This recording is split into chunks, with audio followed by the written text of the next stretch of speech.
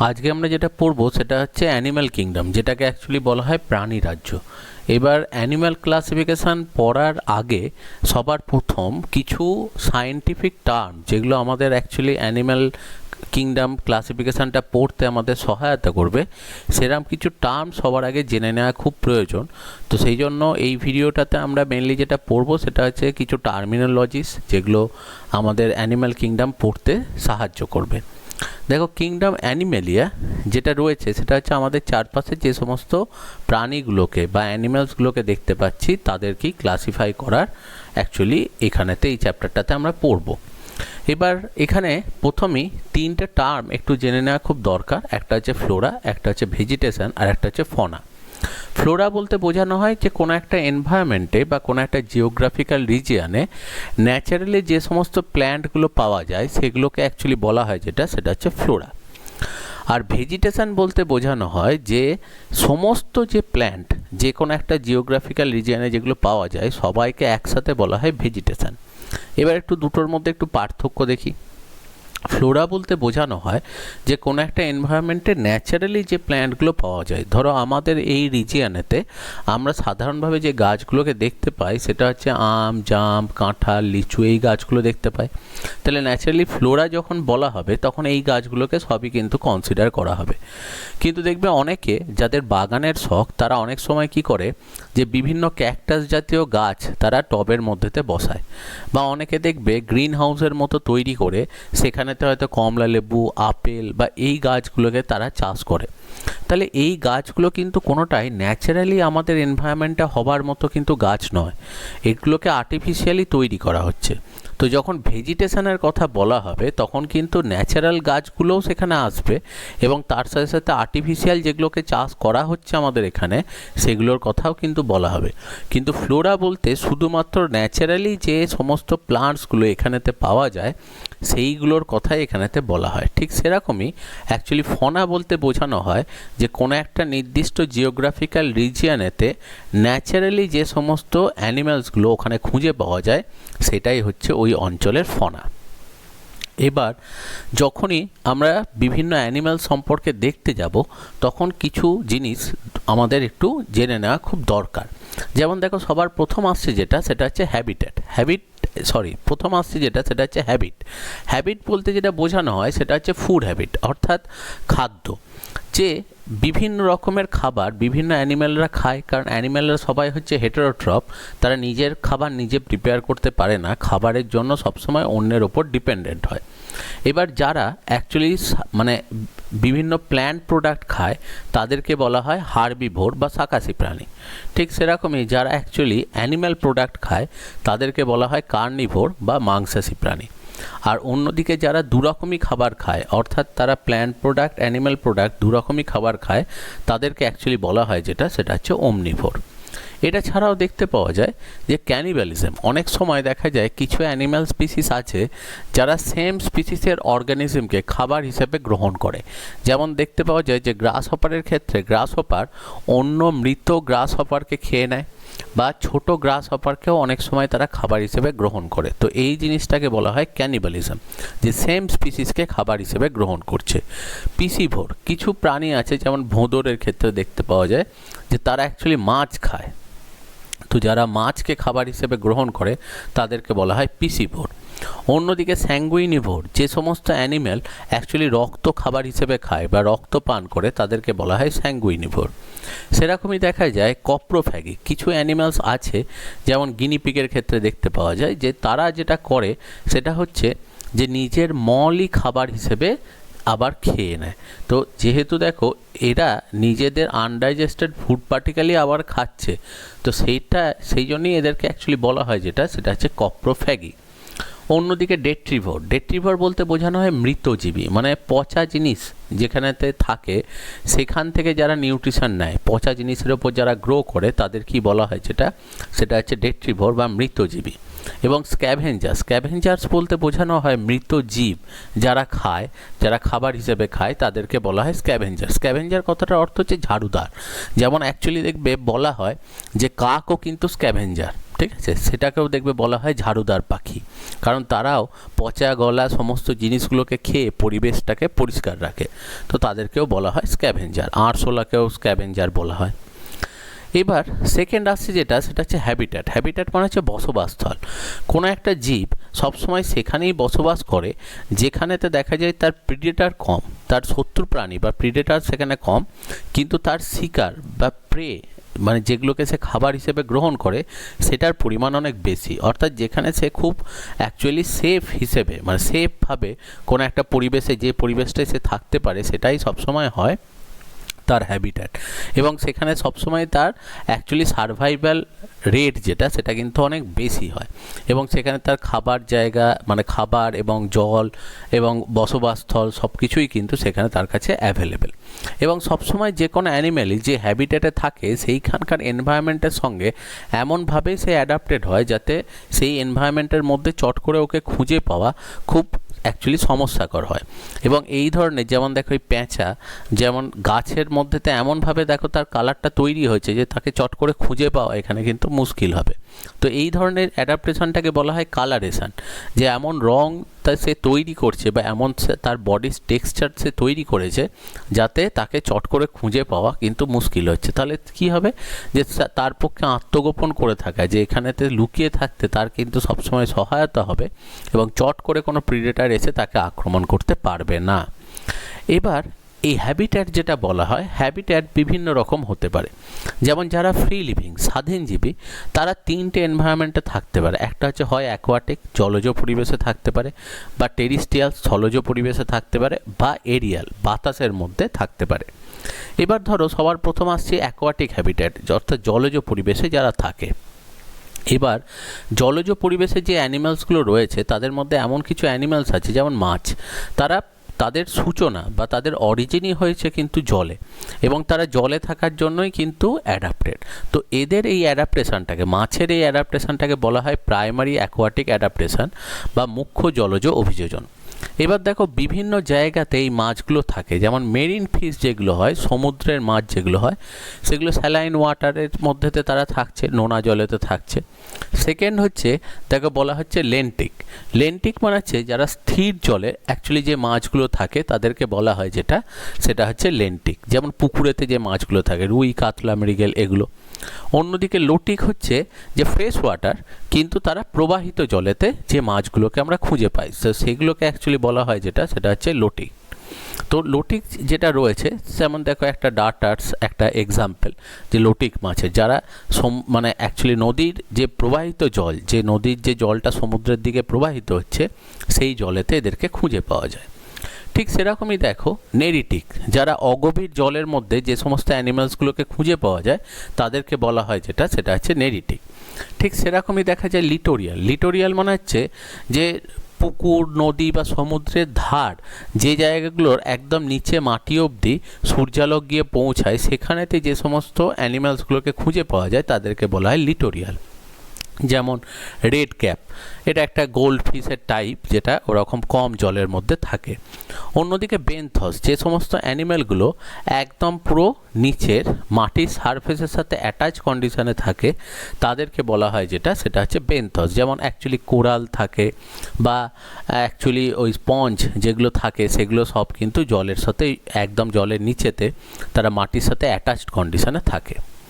এবার অন্যদিকেও দেখতে পাওয়া যায় যে জু প্ল্যাঙ্কটন মানে হচ্ছে খুব ক্ষুদ্র আকৃতির মাইক্রোস্কোপিক যে সমস্ত অ্যানিম্যালগুলো জলের মধ্যে থাকে তাদেরকে বলা হয় যেটা, সেটা হচ্ছে জু প্ল্যাঙ্কটন, যেমন টোনোপ্লানা। অন্যদিকে নিউস্টোন হচ্ছে জলের উপরিতলে ভাসমান অবস্থায় যে অ্যানিম্যালসগুলোকে পাওয়া যায়। যেমন মশার যে লার্ভা হয় সেটা অ্যাকচুয়ালি জলের আপার সারফেসেতে সবসময় তারা ফ্লোটিং কন্ডিশনে থাকে, ভাসমান অবস্থায় থাকছে, তাদেরকে বলা হচ্ছে নিউস্টোন। ঠিক সেরকমই বলা হয় নেকটন। নেকটন বলতে বোঝানো হয় যে জলের মধ্যে যারা ফ্রিলি সুইম করতে পারে, জলের মধ্যে যারা ফ্রিলি সাঁতার কাটতে পারে তাদেরকে অ্যাকচুয়ালি বলা হয় যেটা, সেটা হচ্ছে নেকটন। যেমন যে কোনো মাছের ক্ষেত্রেই যে কোনো মাছকেই আমরা নেকটন বলতে পারি, তবে এখানে যে ছবিটা দেখানো হয়েছে এটা হচ্ছে ম্যান্ডারিন গোবি এই মাছটার নাম। তো যে কোনো মাছের ক্ষেত্রে কিন্তু বলা যেতে পারে যে যে কোনো মাছই হচ্ছে অ্যাকচুয়ালি নেকটন, কারণ তারা জলের মধ্যে ফ্রি সুইমার। অন্যদিকে দেখো যে এমন কিছু অ্যানিম্যালস আছে যে অ্যানিম্যালসগুলোর অরিজিন কিন্তু জলে নয়, কিন্তু তারা জলে থাকার জন্য অ্যাডাপ্টেড হয়। তাদেরকে অ্যাকচুয়ালি বলা হয় যেটা, সেটা হচ্ছে সেকেন্ডারি অ্যাকোয়াটিক অ্যাডাপ্টেশন।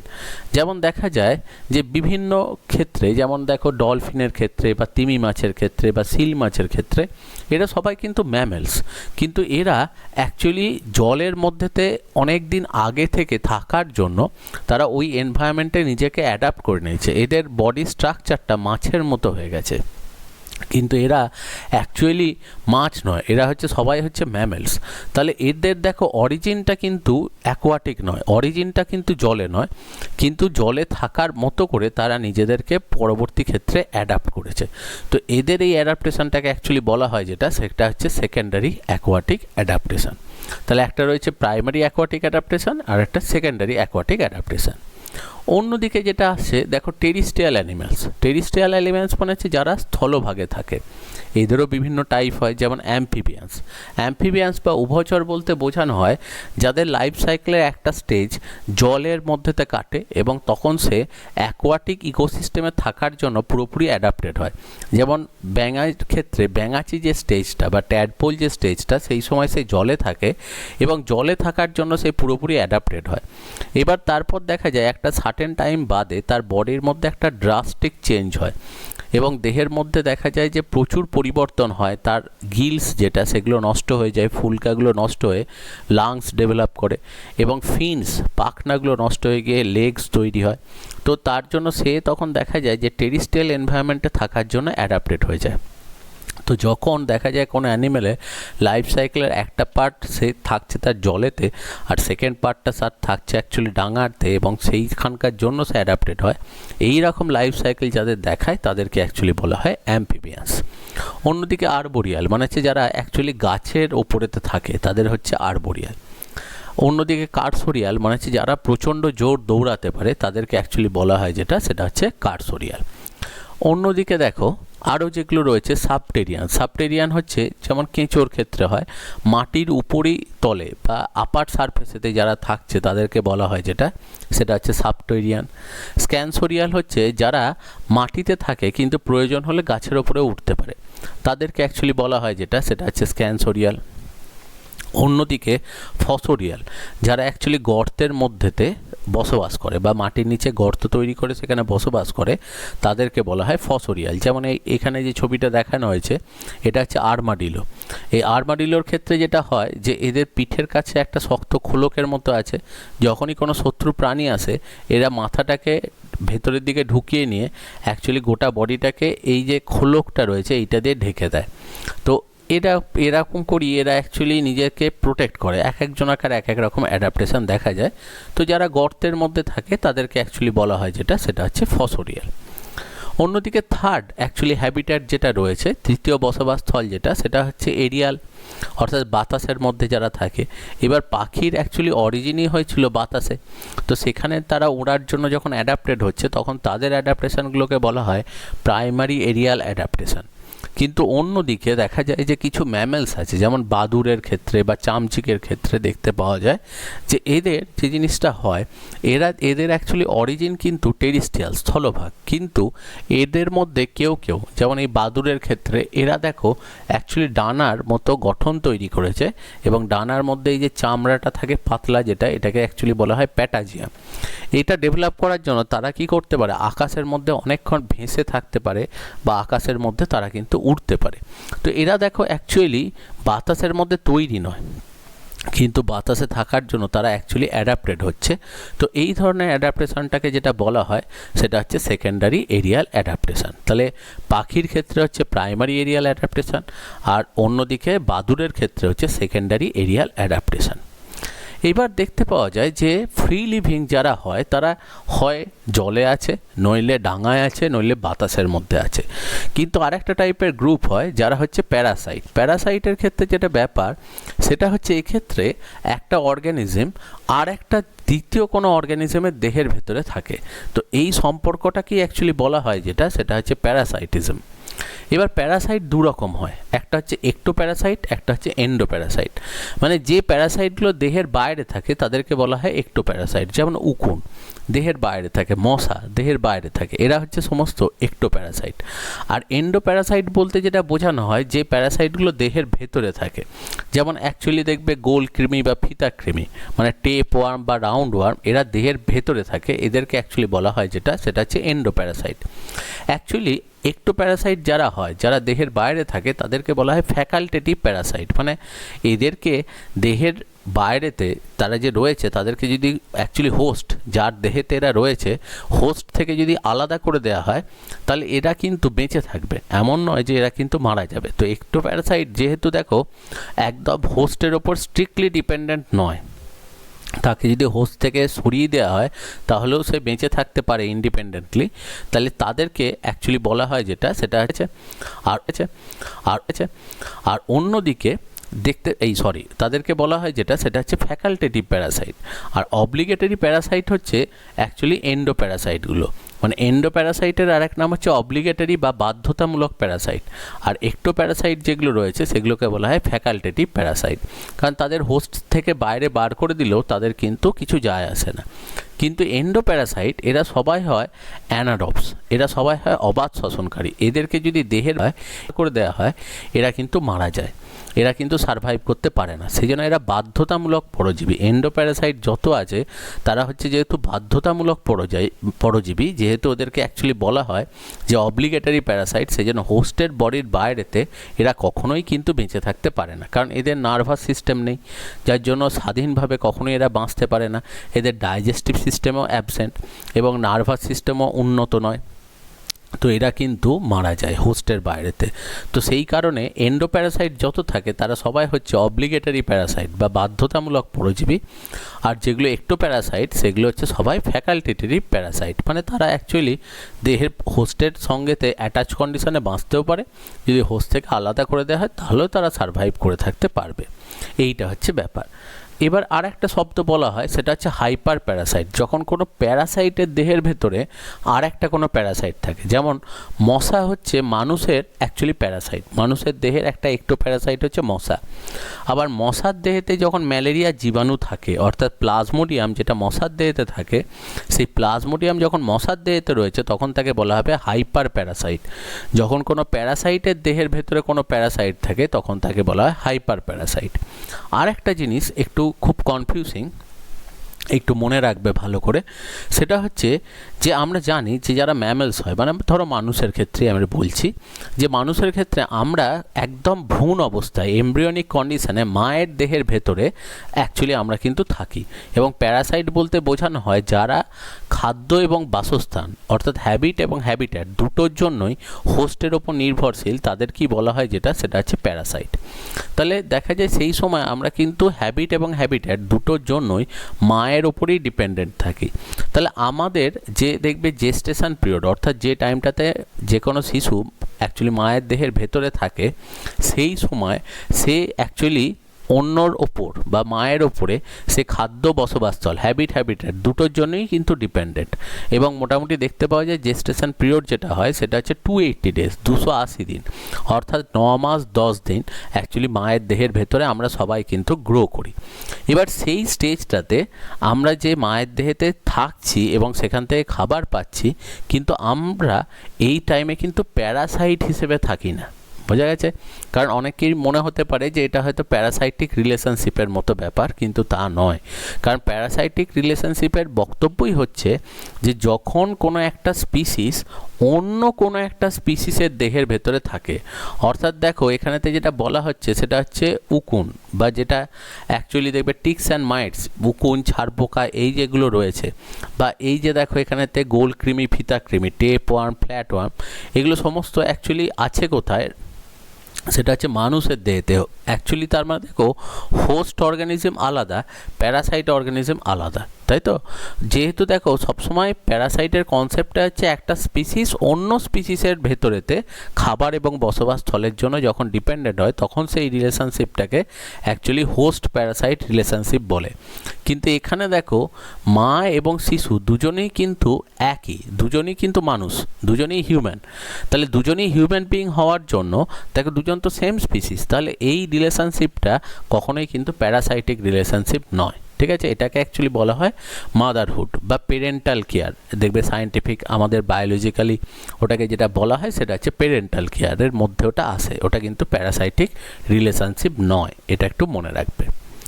এরপর যেটা আসছে সেটা হচ্ছে বডি প্ল্যান, মানে বডি স্ট্রাকচার যেটা তৈরি হচ্ছে সেটা কিভাবে তৈরি হচ্ছে।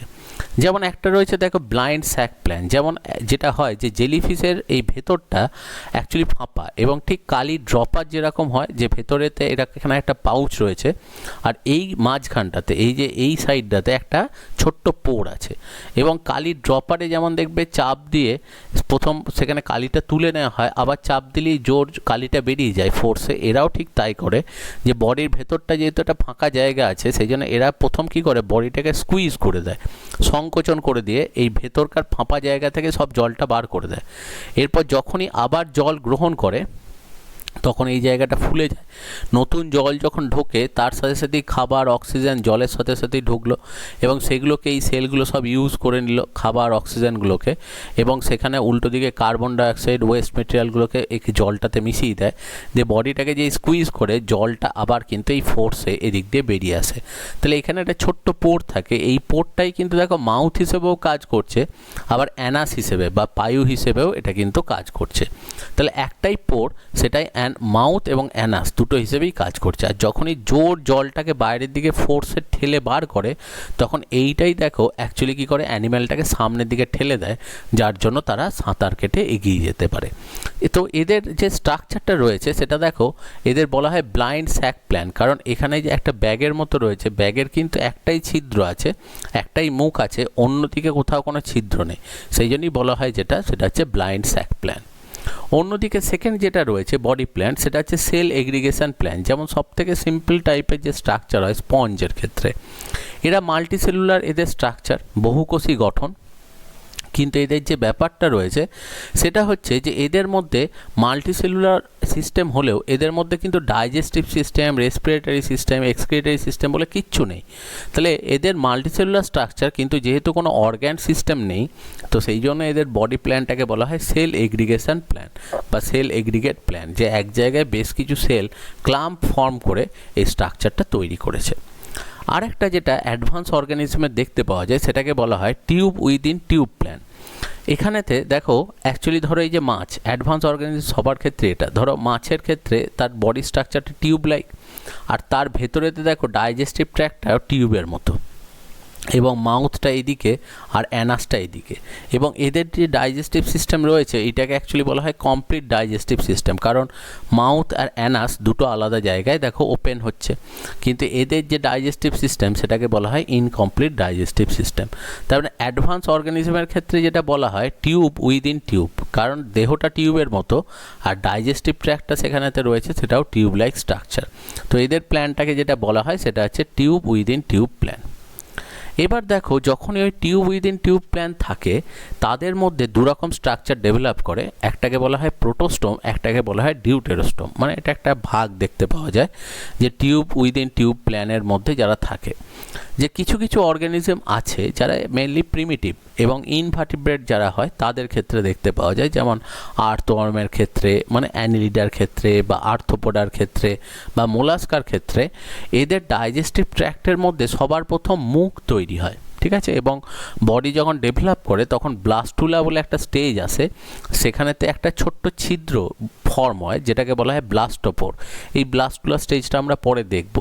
তো এই ব্লাস্টোপোরটা কারো কারো ক্ষেত্রে অ্যাকচুয়ালি ওরাল ওপেনিং তৈরি হয়, মুখছিদ্র তৈরি হয়। তো যাদের ডাইজেস্টিভ ট্র্যাক্টে মুখ আগে তৈরি হয়, এদের মুখ আগে তৈরি হয়, তো সেই কারণে এদেরকে বলা হয় প্রোটোস্টোম।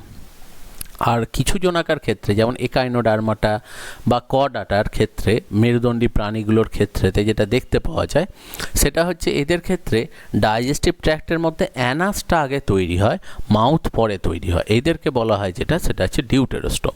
তাহলে একটা রয়েছে দেখো প্রোটোস্টোম, সেকেন্ড টার্ম যেটা রয়েছে সেটা হচ্ছে ডিউটেরোস্টোম। এবার চলে আসছি দেখো ডাইজেস্টিভ সিস্টেমের কম্প্যারিজনে। তো ডাইজেস্টিভ সিস্টেম যেমন একটু আগেই পড়লাম, দেখো যে জেলিফিশের যে ডাইজেস্টিভ সিস্টেম, যেহেতু মাউথ আর অ্যানাস একটাই পোর্ট সেখানে রয়েছে, সেই জন্য তাদের হচ্ছে ইনকমপ্লিট ডাইজেস্টিভ সিস্টেম। আর হিউম্যানের ক্ষেত্রে বা অ্যাডভান্স অর্গানিজমের ক্ষেত্রে সবাইকার যেহেতু মাউথ অ্যানাস আলাদা, সেই জন্য তাদের ডাইজেস্টিভ সিস্টেম হচ্ছে কমপ্লিট ডাইজেস্টিভ সিস্টেম। সেকেন্ড হচ্ছে বডি সিমেট্রি, অর্থাৎ দেহকে ভাগ করলে যে অংশে বিভক্ত হচ্ছে সেটা। দেখতে পাওয়া যায় যে যদি আমরা কোনো একটা অ্যানিম্যালকে ভাগ করতে যাই তাহলে তার বিভিন্ন প্ল্যানে অ্যাকচুয়ালি ভাগ করা যেতে পারে। যেমন দেখো যে সবার প্রথম যেটা রয়েছে যে অ্যানিম্যালটাকে যদি ঠিক এই মাঝখান বরাবর এই প্লেটটাতে কাটি, দেখো এই যে গ্রিন কালারের যে প্লেটটা রয়েছে সেই প্লেটটাতে বরাবর যদি কাটা হয় এটাকে বলা হয় স্যাজিটাল প্লেন, এবং এটাতে দেখো দুদিকটা সমান ভাগে ভাগ হচ্ছে, ঠিক আছে, এটা এই প্লেন বরাবর কাটা যেতে পারে।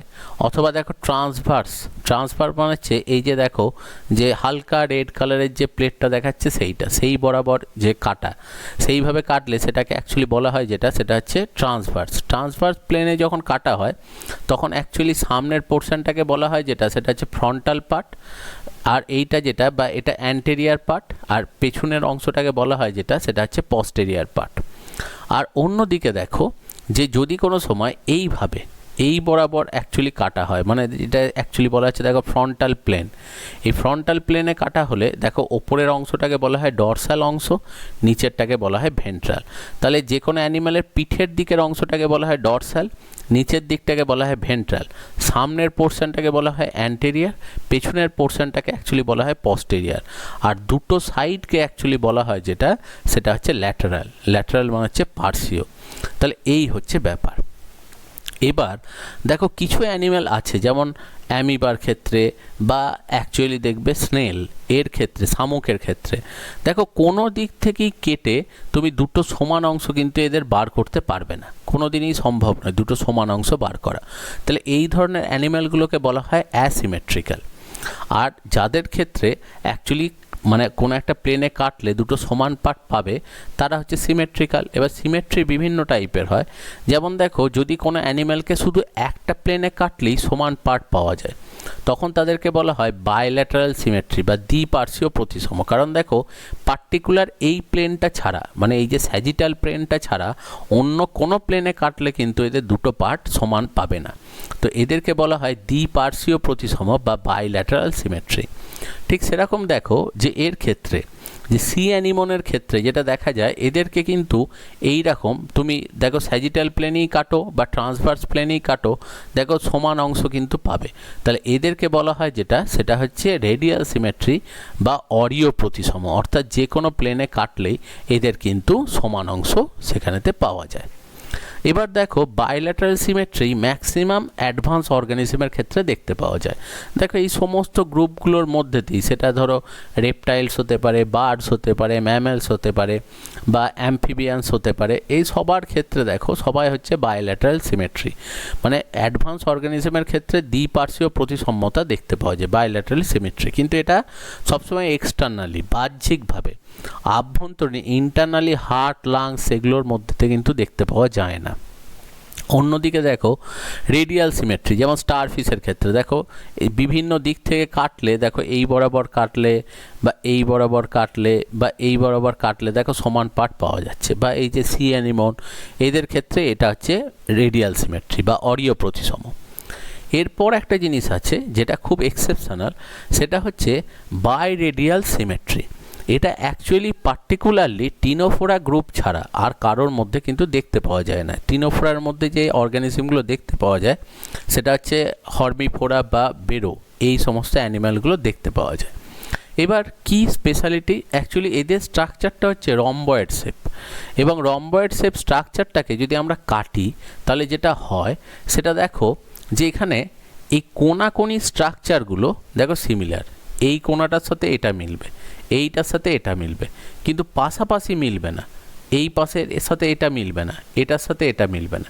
তো এই ধরনের স্ট্রাকচারটাকে বলা হয় বাই রেডিয়াল সিমেট্রি।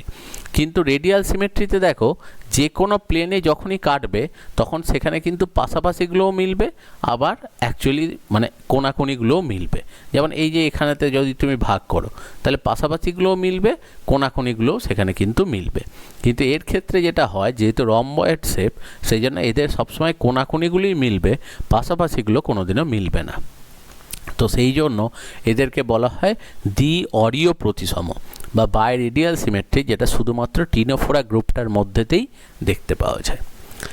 এরপর আর একটা প্রপার্টি রয়েছে বা একটা টার্ম রয়েছে যেটাকে বলা হয় মেটামেরিজম। মেটামেরিজম বলতে বোঝানো হয় দেহের মধ্যে খণ্ড। একটু ভালো করে দেখলেই বুঝতে পারবে।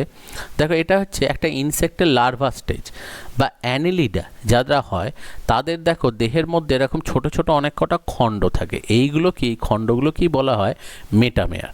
এবার মেটামেরিজম যেটা থাকে এটা দেখো কিছু কিছু অ্যানিম্যালস আছে, যেমন আর্থওয়ার্মের দেখবে এই মেটামেয়ারগুলো সব একে অপরের সঙ্গে প্রায় সমান। তো এদেরকে অ্যাকচুয়ালি বলা হয় যেটা সেটা হচ্ছে হোমোনিমাস মেটামেয়ার বা হোমোনিমাস মেটামেরিজম।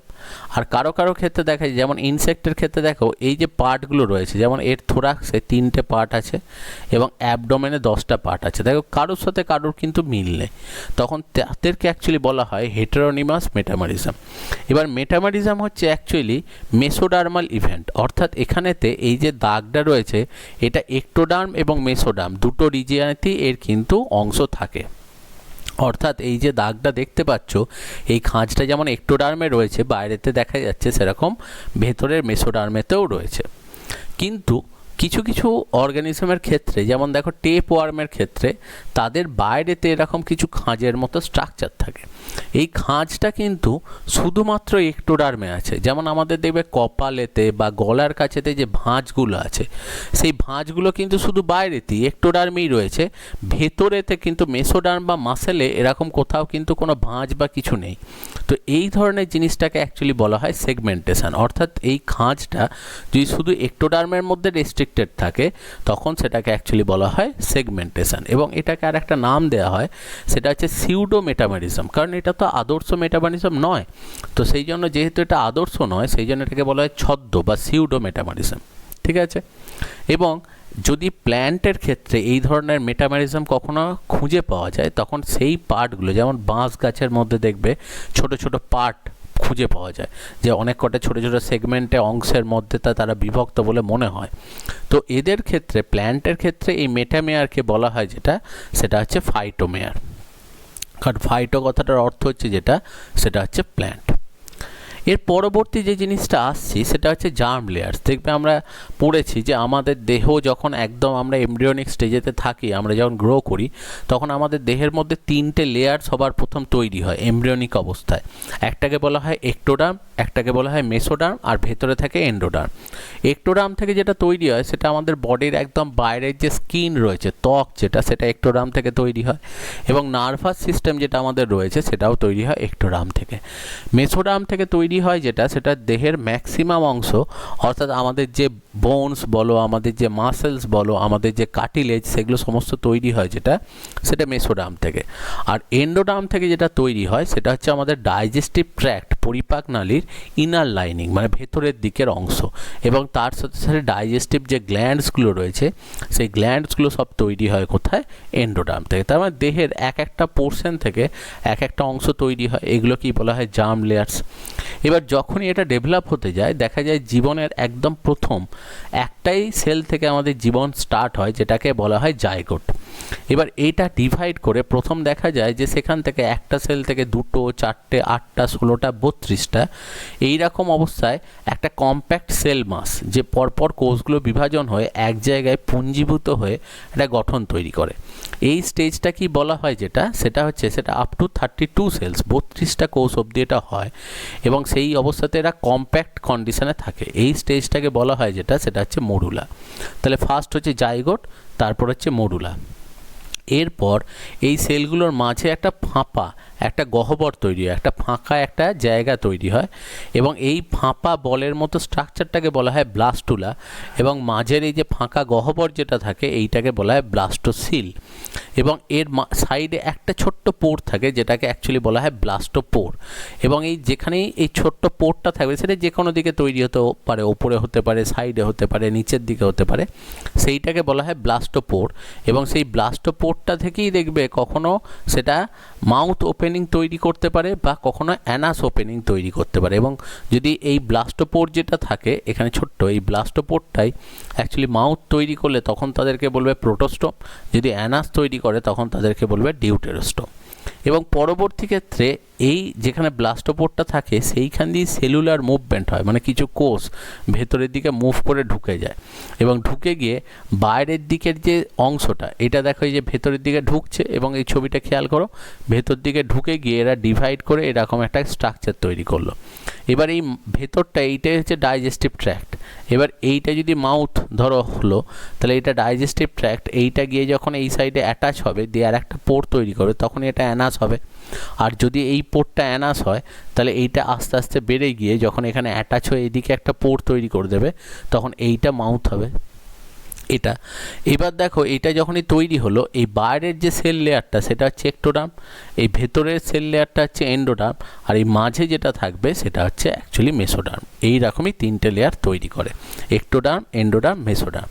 এবং এইভাবেই যখন আমাদের এই এমব্রিয়নিক স্টেজ তৈরি হয় এরকম প্লেটের মতো দেখতে হয়, তখন ক্রস সেকশন করলে যেটা হয় দেখো এই ডেভেলপমেন্টের সময় এই বাইরেতে যেটা তৈরি হয় সেটা হচ্ছে একটোডার্ম, মাঝেতে হচ্ছে মেসোডার্ম, আর ভেতরের দিকেতে যেটা থাকে সেটা হচ্ছে অ্যাকচুয়ালি এন্ডোডার্ম। তাহলে এইভাবেই এই স্ট্রাকচার যেটা সেটা কিন্তু ডেভেলপ করে। এবার দেখা যায় যে অ্যানিম্যাল যেগুলো তৈরি হয়, যেগুলো প্রিমিটিভ অ্যানিম্যাল হয়, অনুন্নত প্রাণী হয়, সেগুলো সবাই ডিপ্লোব্লাস্টিক হয়, অর্থাৎ তাদের দেহের মধ্যে দুটো স্তর থাকে, শুধু একটোডার্ম আর অন্যদিকে এন্ডোডার্ম, মাঝের মেসোডার্ম লেয়ারটা তাদের কিন্তু থাকছে না। আর যারা অ্যাডভান্স অর্গানিজম হয়, উন্নত প্রাণী হয়, তাদের দেহের মধ্যে তিনটে স্তরই থাকে, একটোডার্মও থাকে, মেসোডার্মও থাকে এবং এন্ডোডার্মও সেখানেতে কিন্তু দেখতে পাওয়া যায়।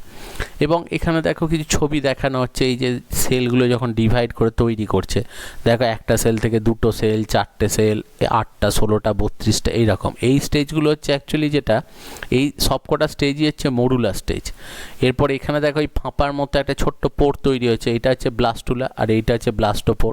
এবার যাদের ক্ষেত্রে এই ব্লাস্টোপোরটা মাউথ তৈরি করবে তারা হচ্ছে প্রোটোস্টোম, যাদের ক্ষেত্রে এই ব্লাস্টোপোরটা অ্যাকচুয়ালি অ্যানাস তৈরি করবে তারা হচ্ছে ডিউটেরোস্টোম। আর এরকম করে ডেভেলপ হতে হতে মানুষ যখন তৈরি হয়, মানুষের ক্ষেত্রে যেটা হয় সেটা হচ্ছে একটা পাতলা পর্দা অ্যাকচুয়ালি মানুষের চারপাশকে থেকে মানুষকে ঘিরে রাখে, এইটাকে অ্যাকচুয়ালি বলা হয় অ্যামনিয়ন, এই পর্দাটা। এবং এর ভেতরকার ফ্লুইডটাকে বলা হয় অ্যামনিওটিক ফ্লুইড। এবং সেইখানেতে দেখো এরা গ্রো করছে, এবং এখানেতে দেখো একটা প্লাসেন্টা, এই যে এই জিনিসটাকে বলা হয় প্লাসেন্টা, যেটা প্লাসেন্টা বা অমরা বলে, যেটা মায়ের সাথে চাইল্ডকে কানেক্ট করে রাখে। এবং এখানে দেখো একটা সরু এই যে একটা কর্ডের মতো রয়েছে, এইটাকে বলা হয় অ্যাকচুয়ালি আম্বিলিকাল কর্ড, যেটা চাইল্ডের সাথে মাকে কানেক্ট করে রাখে, এবং মায়ের দেহ থেকে খাবার এবং অক্সিজেন চাইল্ডের কাছে আসে, এবং চাইল্ডের বডি থেকে যে CO2 এবং অ্যাকচুয়ালি ওয়েস্ট মেটেরিয়াল সেগুলো মায়ের বডিতে ফিরে যায়। তাহলে এটাই অ্যাকচুয়ালি হচ্ছে যে এমব্রিয়নিক স্টেজ, এবং 280 ডেজ এই অবস্থাতেই থাকে। এরপর দেখো একটা কনসেপ্ট আসছে যেটাকে অ্যাকচুয়ালি বলা হয় সিলোম বা বডি ক্যাভিটি। এটা খুব ইম্পর্টেন্ট। সিলোম বলতে বোঝানো হয় দেহ গহ্বর। যে কোনো একটা মাছকে যদি আমরা কাটি তাহলে দেখা যায় যে এই ভেতরে একটা ফাঁপা জায়গা আছে, এবং সেই হলো ক্যাভিটিটার মধ্যেই ওর ডাইজেস্টিভ ট্র্যাক্ট বা অন্যান্য অর্গ্যান যেগুলো সেগুলো ওখানেতে থাকে, যার কারণেই যখন মাছগুলোকে কাটা হয় মাছের পিসগুলোর মাঝেতে এরকম একটা ফাঁপা জায়গা থাকে। এই যে ক্যাভিটিটা এইটা কি অ্যাকচুয়ালি বলা হয় যেটা সেটা হচ্ছে সিলোম। অর্থাৎ প্রত্যেকটা অ্যানিম্যালের বডির ভেতরেতে যে একটা ফাঁকা জায়গা আছে যেখানেতেই বিভিন্ন ভিসেরাল অর্গ্যান, মানে দেহের ভেতরের যে অঙ্গগুলো, ধরো হার্ট, লাংস, এগুলো সব রয়েছে, সেইটা কি বলা হচ্ছে যেটা সেটা হচ্ছে সিলোম।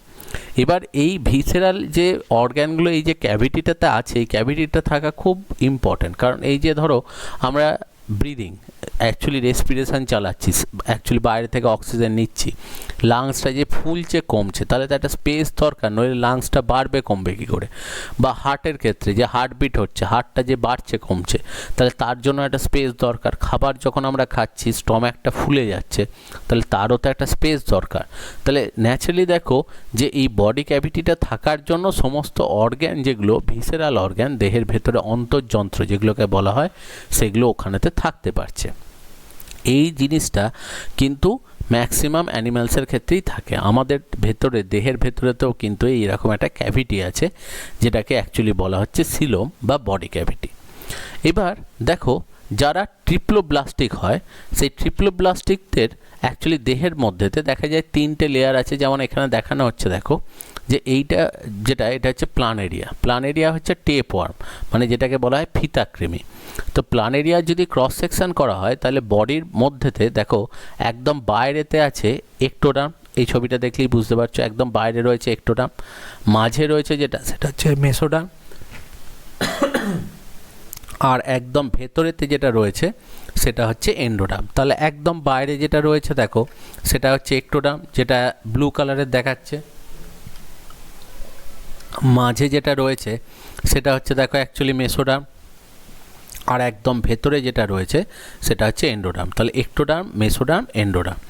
এবার অ্যাকচুয়ালি যদি বডি ক্যাভিটির কথা বলা হয়, বডি ক্যাভিটিটা যেটা থাকে সেটা বোঝার জন্য একটু উপরের দিকে চলে এসো। দেখো অ্যাকচুয়ালি সিলোম যাদের ক্ষেত্রে দেখতে পাওয়া যায়, বা প্রথম সিলোম যাদের মধ্যে ডেভেলপ হয়, সেটা হচ্ছে কিন্তু অ্যানিলিডা, এই গ্রুপটা, অঙ্গুরিমাল প্রাণী যাদেরকে বলা হয়, কেঁচো। তো এদের দেখো অ্যাকচুয়ালি বাইরে একটোডার্ম, তারপর মেসোডার্ম, তারপর দেখো বডি ক্যাভিটি, তারপর আবার মেসোডার্ম, তারপরে এন্ডোডার্ম। তার মানে বডি ক্যাভিটি বা সিলোম যেটা থাকে, সেটার অ্যাকচুয়ালি পজিশনিং হচ্ছে কোথায়, সেটা হচ্ছে মেসোডার্ম লেয়ারের মাঝেতে। এইটা হচ্ছে অ্যাকচুয়ালি সিলোম। এবার দেখো একদম যদি নিচেতে আসি, এই অ্যাকচুয়ালি টেপ ওয়ার্মের ক্ষেত্রে যেটা দেখতে পাওয়া যায়, একটোডার্ম, মেসোডার্ম, এন্ডোডার্ম, আর এন্ডোডার্মের এই সেন্টার দিয়ে এটা হচ্ছে ডাইজেস্টিভ ট্র্যাক্ট। দেখো এদের কিন্তু বডির মধ্যেতে কোথাও কোনো ক্যাভিটিই নেই, তাই তো? তাহলে সেই জন্য এদেরকে বলা হয় অ্যাসিলোমেট, অর্থাৎ এদের মধ্যে সিলোম অ্যাবসেন্ট, সেই জন্য এদেরকে বলা হয় অ্যাসিলোমেট। এটা সেকেন্ড যেটা, সেটা হচ্ছে সিউডোসিলোমেট। সিউডোসিলোমেট, সিউডো কথাটার অর্থ হচ্ছে ছদ্ম।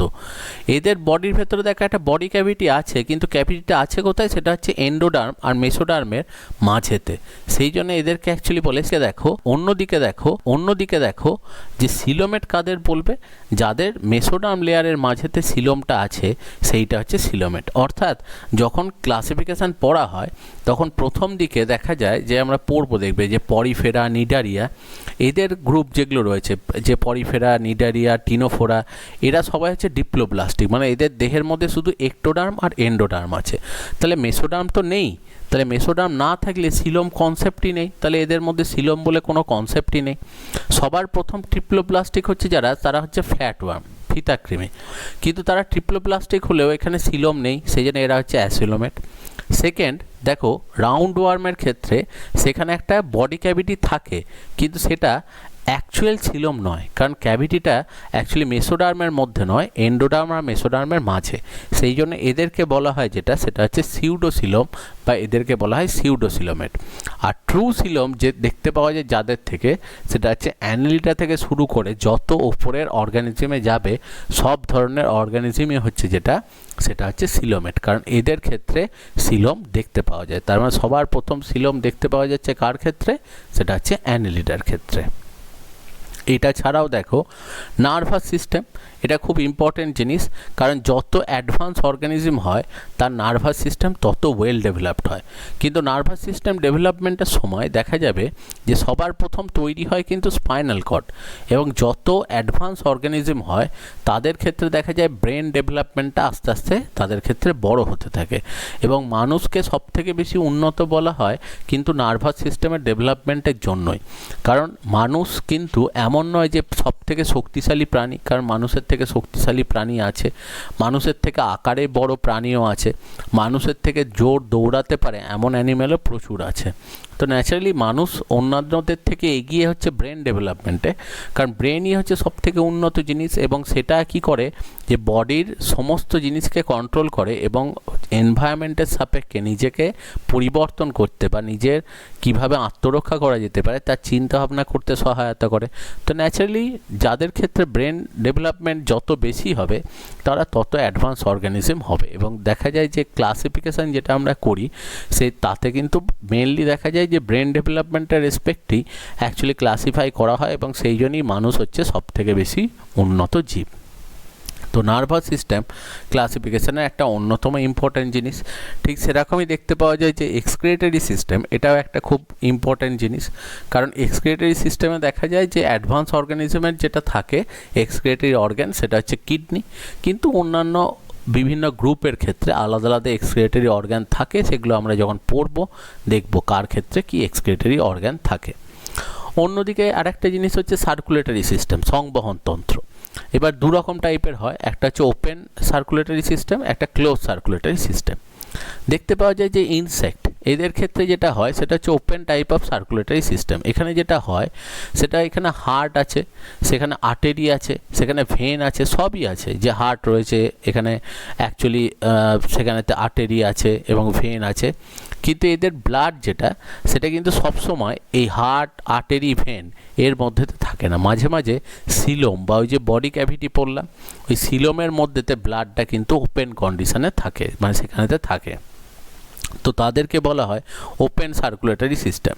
আর ক্লোজ সার্কুলেটরি সিস্টেম যাদের ক্ষেত্রে থাকে কখনো ব্লাড অ্যাকচুয়ালি সিলোম বা বডি ক্যাভিটির মধ্যে কিন্তু মুক্ত হয় না, সবসময় ব্লাডটা হয় হার্টে বা আর্টারির মধ্যে অথবা ভেনের মধ্যে সেটা কিন্তু থাকবে। তার মানে এটা সবসময় হার্ট আর ব্লাড ভেসেল বা রক্তবাহার বাইরে কখনো যাবে না, সিলোমে কখনো রক্ত কিন্তু মুক্ত হয় না। তো তাদের ক্ষেত্রে হচ্ছে ক্লোজ সার্কুলেটরি সিস্টেম। এবং অবশ্যই ক্লোজ সার্কুলেটরি সিস্টেম অনেক অ্যাডভান্স, কারণ ওপেন সার্কুলেটরি সিস্টেম যাদের থাকবে তাদের ব্লাডটা সবসময় হবে যেটা সেটা হচ্ছে ভেনাস ব্লাড, অর্থাৎ অক্সিজেন কার্বন ডাইঅক্সাইড রক্তের মধ্যে সবসময় মিশে থাকবে। কিন্তু যাদের ক্লোজ সার্কুলেটরি সিস্টেম তাদের যেহেতু সবসময় ব্লাডটা পিউরিফাই হয় লাংসের থ্রু দিয়ে হোক বা গিলসের থ্রু দিয়ে, ফুলকার থ্রু দিয়ে হোক, সবসময় যেহেতু CO2 বার করে দেবে এবং অক্সিজেন গ্রহণ করবে, সেই জন্য এদের সব ক্ষেত্রেই যেটা হবে যে ব্লাড যেটা সেখানেতে কিন্তু অক্সিজেনেটেড ডিঅক্সিজেনেটেড ব্লাড সবসময় আলাদা থাকবে। এবং অ্যাডভান্স অর্গানিজমের ক্ষেত্রে অবশ্যই এটা দেখতে পাওয়া যায়। এরপর যে জিনিসটা আসছি সেটা হচ্ছে দেখো স্কেলিটাল সিস্টেম। যে কারণ যে কোনো উন্নত প্রাণীর বডি স্ট্রাকচারটাকে ধরে রাখার জন্য তার কিন্তু স্কেলিটাল সিস্টেমের সেখানে দরকার পড়ে। এবার দেখো যে অ্যাকচুয়ালি ভার্টিব্রেটস যারা রয়েছে তাদের দেহের ভেতরেতে একটা স্কেলিটাল সিস্টেম রয়েছে যেটা তার বডিকে সাপোর্ট করছে। তো এটাকে বলা হয় এন্ডোস্কেলিটন, কারণ এটা বাইরে থেকে দেখা যায় না, এটা দেহের ভেতরে থাকে। আর অন্যদিকে কারো কারোর ক্ষেত্রে এক্সোস্কেলিটন দেখতে পাওয়া যায়। যেমন দেখবে পতঙ্গদের ক্ষেত্রে দেহের বাইরেতে কাইটিনের একটা কভারিং থাকে। দেখবে মাঝে মাঝে যখনই অ্যানিম্যালগুলো সাইজে বড় হয়ে যায় তখন আগেকার যে খোলকটা সেইটাকে দেখবে কেটে নতুন অর্গানিজমটা বাইরের দিকে বেরিয়ে চলে আসে। তো এই জিনিসটাকেই অ্যাকচুয়ালি বলে যেটা সেটা হচ্ছে এক্সোস্কেলিটন, যেটা বাইরের দিকেতে একটা আউটার কভারিং হিসেবে থাকছে, যেটা বাইরে থেকে দেখা যায়। যেমন ইনসেক্টের ক্ষেত্রে কাইটিনের কভারিং থাকে, বা মোলাস্কার ক্ষেত্রে অ্যাকচুয়ালি শামুক ঝিনুকের ক্ষেত্রে ক্যালসিয়াম কার্বনেটের বাইরের এক্সোস্কেলিটন সেখানেতে রয়েছে। তাহলে এগুলোই হচ্ছে স্কেলিটাল সিস্টেম, যেটা বডির স্ট্রাকচারটাকে ধরে রাখতে এবং বডিকে প্রোটেক্ট করতে অ্যাকচুয়ালি হেল্প করছে। এর পরের যেটা কনসেপ্ট সেটা হচ্ছে দেখো হার্মাফ্রোডাইট এবং ইউনিসেক্সুয়ালিটি। সেটা হচ্ছে যে কিছু কিছু অর্গানিজম আছে যেমন টেপ ওয়ার্মের ক্ষেত্রে বা আর্থওয়ার্মের ক্ষেত্রে একই অর্গানিজমের ভেতর, অর্থাৎ এই আর্থওয়ার্মটার মধ্যেতেই এখানে কিন্তু অ্যাকচুয়ালি টেস্টিসও আছে, ওভারিও আছে, মানে একই ইন্ডিভিজুয়ালের মধ্যে একটাই প্রাণীর মধ্যে সেখানে শুক্রাশয় ডিম্বাশয় দুটোই আছে। সেই জন্য সেই অ্যানিম্যালগুলোকে বলা হয় উভয়লিঙ্গ প্রাণী বা হার্মাফ্রোডাইট, ঠিক আছে, বাইসেক্সুয়াল অ্যানিম্যাল। তো তাদেরকে বলা হচ্ছে হার্মাফ্রোডাইট। কিন্তু অ্যাডভান্স অ্যানিম্যালের ক্ষেত্রে সবসময় দেখতে পাওয়া যায় যে তাদের মেল এবং ফিমেল অর্গানিজম আলাদা হয়, তাহলে তাদেরকে অ্যাকচুয়ালি বলা হয় সেটা হচ্ছে ইউনিসেক্সুয়াল অর্গানিজম। অবশ্যই দেখো ইউনিসেক্সুয়ালিটি হচ্ছে অনেক বেশি বেটার, কারণ হচ্ছে সেক্ষেত্রে দুটো আলাদা জীবের মধ্যে যেহেতু স্পার্ম ওভাম তৈরি হচ্ছে, তাহলে হাইব্রিডাইজেশনের ফলে নতুন জীব বা অ্যাডভান্স জীব তৈরি হওয়ার সম্ভাবনা কিন্তু অনেক বেশি। তো অ্যানিমেলের মধ্যে সেই কারণেই দেখা যায় যে ম্যাক্সিমাম ক্ষেত্রেই যেটা দেখতে পাওয়া যায় সেটা কিন্তু ইউনিসেক্সুয়ালিটি। আর বাইসেক্সুয়ালিটি যেটা দেখতে পাওয়া যায় সেটা আর্থওয়ার্মের মধ্যে, আর সেকেন্ড যেটা রয়েছে সেটা হচ্ছে টেপওয়ার্ম। এবার টেপওয়ার্ম বা ফিতাকৃমির মধ্যে তারা বাইসেক্সুয়াল হয় এবং সেলফ ফার্টিলাইজেশন দেখায়, অর্থাৎ একই ইন্ডিভিজুয়ালের মধ্যেতে যে স্পার্ম তৈরি হচ্ছে সেটা সেই ইন্ডিভিজুয়ালেরই ওভাগুলোর সাথে ফিউজ হয়। কিন্তু এদের ক্ষেত্রে, আর্থওয়ার্মের ক্ষেত্রে যেটা হয়, তাদের ক্ষেত্রে তারা বাইসেক্সুয়াল হলেও একই ইন্ডিভিজুয়ালে যে স্পার্ম তৈরি হচ্ছে সেম ইন্ডিভিজুয়ালের কিন্তু অ্যাকচুয়ালি ওভার সাথে সেটা যুক্ত হয় না। দেখতে পাওয়া যায় যে এরা একটা মানে স্পার্ম যার তৈরি হচ্ছে অন্য জোনাকার বডির মধ্যেতে সেটা ট্রান্সফার করে সেখানকার ওভার সাথে সেটা ফিউজ করায়। অর্থাৎ এক্ষেত্রে এরা বাইসেক্সুয়াল হলেও একই বডিতে স্পার্ম ওভার থাকলেও এরা কিন্তু সেলফ ফার্টিলাইজেশন কখনোই দেখায় না, এরা কিন্তু সবসময় ক্রস ফার্টিলাইজেশনই তারা কিন্তু দেখায়। তাহলে এটাই গেল দেখো হার্মাফ্রোডাইট উভয় লিঙ্গ এবং দেখো ইউনিসেক্সুয়াল এক লিঙ্গতা। এরপর যেটা আসছে সেটা হচ্ছে ডেভেলপমেন্ট অফ এমব্রিও। এমব্রিওনিক ডেভেলপমেন্ট বিভিন্ন জীবের ক্ষেত্রে বিভিন্নভাবে হয়। কোনো কোনো ক্ষেত্রে দেখতে পাওয়া যায় সেটা ভিভিপেরাস হতে পারে, ওভিপেরাস হতে পারে, ওভোভিভিপেরাস হতে পারে। কীরকম ব্যাপারটা? ওভিপেরাস মানে হচ্ছে যারা ডিম পারে, অর্থাৎ এমব্রিওনিক ডেভেলপমেন্টটা ডিমের ভেতরে হয় তাদেরকে বলা হয় ওভিপেরাস। যখন দেখা যায় যে চাইল্ডের ডেভেলপমেন্টটা ডিমের ভেতর নয় মায়ের দেহের ভেতরে সম্পন্ন হয় তখন সেটাকে অ্যাকচুয়ালি বলা হয় ভিভিপেরাস। যেমন মানুষের ক্ষেত্রে গোটা এমব্রিওনিক ডেভেলপমেন্টটাই সেটা কিন্তু দেহের বাইরে নয় মায়ের দেহের ভেতরে হয়, তাহলে তখন সেটাকে অ্যাকচুয়ালি বলা হচ্ছে সেটা হচ্ছে ভিভিপেরাস। আর শার্কের ক্ষেত্রে দেখতে পাওয়া যায় যে তারা অ্যাকচুয়ালি ডিম পারে, কিন্তু ডিমটা কখনোই কিন্তু শার্কের দেহ থেকে বাইরে বেরিয়ে আসে না। এবং এখানেতে দেখো এই যে কুসুম যেটা ইয়ক যেটা বলা হয়, যেটা অ্যাকচুয়ালি শার্কের ক্ষেত্রেও খাবার হিসেবে থাকে, সেইটা কিন্তু দিয়ে দিয়েছে, সেটা তৈরি করেছে এবং সেখান থেকেই খাবার খেয়ে এরা বড় হচ্ছে। এবং সেখানেতে খাবার খেয়ে বড় হওয়ার জন্য সে পুরোপুরি ডেভেলপ হচ্ছে কিন্তু এই ভেতরেই, কিন্তু মায়ের দেহের সঙ্গে চাইল্ডের দেহের কোনো প্লাসেন্টা বলে কোনো কানেকশান তৈরি হচ্ছে না। সেই জন্য দেখো এরা অ্যাকচুয়ালি এই দেহের ভেতরেতে আছে কিন্তু তারা মায়ের ওপর খাবারের জন্য ডিপেন্ডেন্ট নয়, তারা অ্যাকচুয়ালি ডিপেন্ডেন্ট হচ্ছে সেটা হচ্ছে প্রোটেকশানের জন্য। কারণ এদের কুসুমগুলো অনেক বড় হওয়ার জন্য যদি এই ডিমটাকে শার্ক দেহের বাইরে বার করে দেয় তাহলে অন্যান্য অনেক স্পিসিস আছে যারা একে খেয়ে নেবে। কারণ সমুদ্রের মধ্যে প্রচুর অ্যাকচুয়ালি দেখবে শত্রু প্রাণী এবং কার্নিভোর সেখানে অ্যানিমেলস থাকে, তো সেই জন্য এরা খালি প্রোটেকশানের জন্য মায়ের দেহের ভেতরেই থেকে যায়। তো সেই কারণে দেখো ওভিপেরাসের ক্ষেত্রে কি হচ্ছে, খাবার এবং প্রোটেকশান কোনোটাই কিন্তু মা প্রোভাইড করছে না, গোটাটাই দেখো দেহের বাইরে চলে যাচ্ছে এবং মা কিন্তু ওই খাবার যেটা ওই ডিমের ভেতর রেখে দিয়েছে সেটা খেয়েও বড় হচ্ছে। তো সেইটা হচ্ছে ওভিপেরাস। আর ভিভিপেরাসে দেখো পুরোপুরি গোটা লাইফ সাইকেলটাই সে অ্যাকচুয়ালি মায়ের দেহের ভেতরেতেই থেকে যাচ্ছে এবং লাইফ সাইকেলের ওই পার্টটাতে 280 দিন মায়ের দেহের ভেতরেই থাকছে এবং সেখান থেকে সে প্রোটেকশনও পাচ্ছে, খাবারও পাচ্ছে প্লাসেন্টার মাধ্যমে, সেটা হচ্ছে ভিভিপেরাস। আর এর ক্ষেত্রে যেটা হচ্ছে যে প্লাসেন্টা তৈরি হচ্ছে না, খাবার তাকে আগেই দিয়ে দিয়েছে, কিন্তু প্রোটেকশানের জন্য সে মায়ের দেহেতে থেকে যাচ্ছে। তো যেহেতু দুটোর ইন্টারমিডিয়েট সেই জন্য এদের বলছে এদের ডিমও তৈরি করছে কিন্তু সেটা বডির বাইরে বেরোচ্ছে না, সেটা মায়ের দেহের ভেতরেই থেকে যাচ্ছে, এটাকে বলা হয় ওভোভিভিপেরাস। ঠিক আছে। আর একটা জিনিস যেটা হয় সেটা হচ্ছে ডরম্যান্সি। ডরম্যান্সি মানে হচ্ছে সুপ্ত দশায়। কিছু কিছু অ্যানিম্যাল আছে যারা দেখা যায় প্রচণ্ড গরম এনভায়রনমেন্টে তারা অ্যাকচুয়ালি ঘুমিয়ে যায় বা তারা অ্যাকচুয়ালি সুপ্ত অবস্থায় চলে যায়। তো সেই অ্যাকচুয়ালি সেটাকে বলা হয় গ্রীষ্ম ঘুম বা গরমকালেতে তারা নিষ্ক্রিয় হয়ে যায়, সেটাকে বলা হয় অ্যাস্টিভেশন। যেমন প্রোটোপ্টেরাস বলে একটা লাং ফিশ আছে যেটা আফ্রিকা রিজনেতে পাওয়া যায়, প্রচণ্ড গরমকালেতে তাদেরকে কিন্তু আর খুঁজে পাওয়া যায় না, তারা কিন্তু রেস্টিং কন্ডিশনে চলে যায়। ঠিক সেরকমই আমরা জানি যে কিছু অ্যানিমালস আছে, যেমন ব্যাঙের ক্ষেত্রে আমরা জানি যে শীতকালে যখন টেম্পারেচার খুব কমে যায় তারা অ্যাকচুয়ালি শীত ঘুম বা হাইবারনেশনে চলে যায়। এবার এটা যাওয়ার পেছনে কারণ কি, অ্যাকচুয়ালি এখানে কিন্তু ঘুম বলে কোনো কনসেপ্ট নেই, কারণ এখানে ঘুম বলে কিছু জিনিস কিন্তু হয় না। ঘুম অর্থ হচ্ছে ব্রেনের রেস্ট। এদের ব্রেন এত ডেভেলপ নয় যে এদের ব্রেনের আলাদা করে রেস্টিং দরকার লাগে। তো এদের যেটা হয়, এই সমস্ত অ্যানিম্যালগুলো হচ্ছে সবাই পয়কিলোথার্মস বা একটোথার্ম বা কোল্ড ব্লাডেড, অর্থাৎ শীতল শ্রোণিত প্রাণী। অর্থাৎ কি, যে এদের বডির যে ব্লাড রয়েছে সেই ব্লাডের টেম্পারেচার বা বডির যে টেম্পারেচার সেটা এনভায়রনমেন্টের উপরে ডিপেন্ড করে, অর্থাৎ এনভায়রনমেন্টের টেম্পারেচার বেশি থাকলে বডি টেম্পারেচার বাড়ে, এনভায়রনমেন্ট টেম্পারেচার কমে গেলে মানে এদের বডির ভেতরকার টেম্পারেচারও কমে যায়। এবার বডির ভেতরে যে এনজাইমগুলো কাজ করে সেই এনজাইমের নিয়ম হচ্ছে টেম্পারেচার যত বাড়বে up to 40 degree enzyme activity বাড়ে, আর অ্যাকচুয়ালি টেম্পারেচার কমে গেলে তাহলে এনজাইম অ্যাক্টিভিটি কমে যায়। তা ন্যাচারালি দেখা যায় যে শীতকালেতে এদের মানে এই যে ধরো ব্যাঙের ক্ষেত্রে যেটা হয়, এদের বডি টেম্পারেচারটা কমে যাওয়ার সাথে সাথে এনজাইম অ্যাক্টিভিটি কমে যায়, এবং এনজাইম অ্যাক্টিভিটি কমে যাওয়ার জন্য বডির মধ্যেতে এটিপি সিনথেসিস বলো সব কিছুই খুব স্লো হয়ে যায়। তার জন্য তখন তার কিন্তু হাঁটা চলার ক্ষমতা বা নড়াচড়ার ক্ষমতা তার কিন্তু চলে যায়, সেই জন্য তারা কিন্তু ইনঅ্যাক্টিভ হয়ে যায়। এখানে কিন্তু ঘুম মানে ঘুম নয়, এখানে কিন্তু স্লিপিং কন্ডিশন নয়, তারা ইনঅ্যাক্টিভ হয়ে যায় বলে যাতে কোনো প্রিডেটার এসে তাকে আক্রমণ না করে সেই জন্য সে ঘরের কোনো একটা অন্ধকার জায়গায় সে চুপচাপ বসে থাকে। তো সেইটাই হচ্ছে কিন্তু হাইবারনেশন, অর্থাৎ তখন ইনঅ্যাক্টিভ হয়ে যায়। এবার যখন আবার গ্রীষ্মকাল আসতে শুরু করে, টেম্পারেচার বাড়তে শুরু করে, তার বডি টেম্পারেচারও বাড়ে, এনজাইম অ্যাক্টিভিটিও বাড়ে, এবং তার সাথে সাথে দেখতে পাওয়া যায় যে তারাও কিন্তু অ্যাক্টিভ কন্ডিশনে আসে। এবার ঠিক সেরকমই অ্যাস্টিভেশন সেটা হচ্ছে যে বলা হয় যে 0 to 40 ডিগ্রি যত টেম্পারেচার বাড়বে তত কিন্তু এনজাইম অ্যাক্টিভিটি বাড়ে।